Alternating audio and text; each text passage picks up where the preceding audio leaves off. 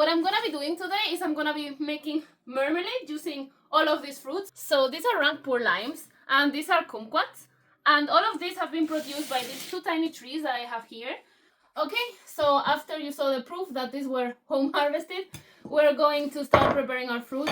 So what I'm gonna do is I'm gonna be using like the natural pectin that fruits have to help the marmalade gelate. And what this means is that I'm gonna be cutting this fruit in thin slices and I'm gonna be leaving everything, the peel and everything. The only thing I'm gonna be removing is the seeds, which I'm gonna be putting in this coffee filter. And then what I'm gonna do is I'm gonna be leaving this soaking in here with like just covered with a tiny bit of water on top, just everything fully submerged, including the coffee filter with seeds. And I'm gonna be leaving that for about 10 hours, maybe if I don't have energy until tomorrow.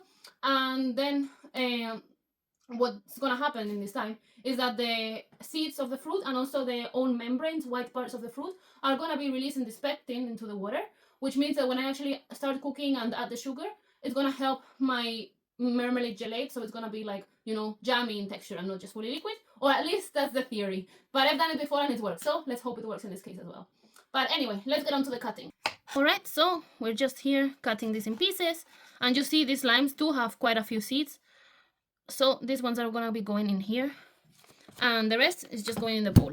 And look, this is a kumquat, one of the big ones, cut in half, and as you see it also has seeds, so this I have to remove and use for the pectin. But also all of these white membranes here are gonna be releasing pectin, so I really hope this is gonna work. I'm just so excited to be able to make jam with my own fruits. I really hope it's gonna taste nice.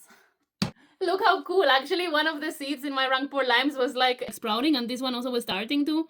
The shame is like we accidentally cut it in half, so I don't know if it can still finish sprouting, but I'm gonna put them on a wet towel and see if they do something. That's so cool. Like, I let them way too long on the tree because I just didn't find the moment to make this jam, but like, maybe it was worth it. Maybe we'll have a second Rangpur lime tree, but it takes really, really long to grow from seed to tree. Normally they do grafting when they make fruit trees, but we will see. Anyway, back to cutting.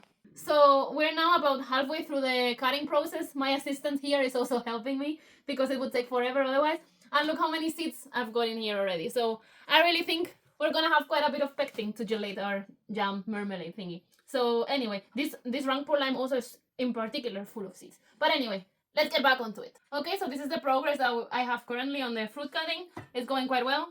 But I realized that I forgot to measure the weight of my pot when it's empty, which is sort of important because once I cook this the first time, I have to weight the amount of cooked substance, including water and fruit, in the pot to add the same weight of sugar. So I have to know the weight of the pot so that I can subtract it once I weigh it again.